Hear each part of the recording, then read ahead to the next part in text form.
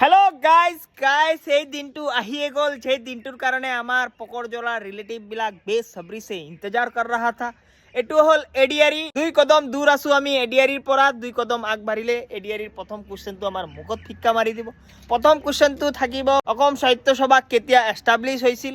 অপশনত থাকিব 1912 1913 1914 1900 none of the above. তোমালোকে confuse খাই যাবা, কিন্তু এই আকাশশীল কেতিয়া কনফিউজ নাখায়। নন অফ দ্য এবভৰ জাগাত গুল্লু গুল্লু নেমাৰি তাত লিখি আহিম 1917, উল্টা OMR মেচিনকে কনফিউজ কৰি দিম। আৰু এবাৰ মই এক্সাম দিব অকলে নাযাওঁ, মোৰ লগত যাব বহুত বহুত বহুত স্পেচিয়েল গেষ্ট। এটো হল মোৰ মালিক।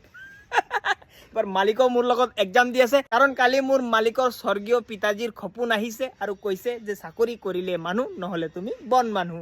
আবে সালে। আৰু মই বহুত বেছি এক্সাইটেড হৈ আছো এডিয়াৰি এক্সাম দেওয়াৰ কাৰণে, কাৰণ মোৰ সেন্টাৰ যে পড়িছে এটু পড়িছে গুৱাহাটী হেংৰাবাৰী কেটাৰিং ইনস্টিটিউট। কাৰণ এই সেন্টাৰটোৰ এটা মহত্বপূৰ্ণ কথা আছে, কাৰণ যদি মোৰ লাগে মই এক্সামটো দি আহি মোৰ এক্সামটো ভাল হোৱা নাই, মোৰ দ্বাৰা নৌকাটো পাৰ নহব, আকো গৈ এই সেন্টাৰত সোমাই কেটাৰিং ইনস্টিটিউটত এডমিশন লৈ লম। কাৰণ এনেও চাকৰি পোৱাৰ পিছত অফিচাৰক চায়ে দিব লাগিব। সো যদি নেপাও এই কেটাৰিং ইনস্টিটিউটৰ পৰা কোৰ্স কৰি নিজৰ এটা কেটাৰিং গ্ৰুপ খুলিম আৰু বিয়াত সবক চাহ খুৱাই তাতকে বেছি পইচা ইনকাম কৰিম। আৰু এবাৰ মোৰ চাকৰি পোৱাটো একদম কনফার্ম, কারণ মোর যেটু কম্পিটিটর দাস শর্মার লড়া হি এবার এক্সামে নিদিয়ে। হি নিজের কোচিং ইনস্টিটিউট খুলিছে, নাম রাখিছে শর্মা আন্টিল সাকসেস ইনস্টিটিউট। কিন্তু এটা দুখ লগা ঘটনা হৈ গল, কালি ৰাতি তুফান দিছিলে, আন্টিলৰ টিল খুলি তাৰ মাথাত পৰি গৈছে। এতিয়া বেচাৰা হি হস্পিটেলত এডমিট আৰু তাৰ ষ্টুডেন্ট বিলাক শৰ্মা আনসাকসেস ইনস্টিটিউটত তলত বহি তাৰ কাৰণে প্ৰে কৰি আছে। আৰু যিমান যিমান দুনিয়া ছোৱালীৰ মা দেউতা আছে, আপোনালোকে জলদি ৰেডি হৈ যাওক, কাৰণ আপোনাৰ দৰা বহুত জলদি আপোনাৰ ওচৰত আহি আছে।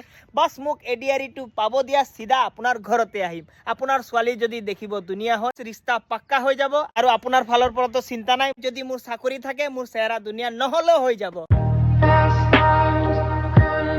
আৰু এবাৰ দাদা মোক ক্ষমা কৰি দিব, টেম্পু লৈ মই যাব নোৱাৰিম, কাৰণ টেম্পুটো মই বেছি দিছো।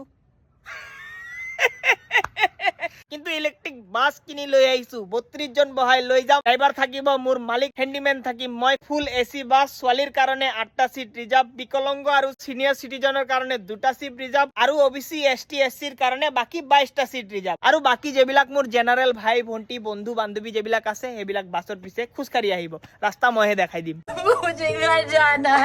আৰু আমি যিমান এডিয়াৰি ক্যান্ডিডেট ট্ৰেনত বাছত সেন্টাৰক যতে আমি এজন এজনক দেখি মুখটো এনেকা ঘুৰাই নি দিবা।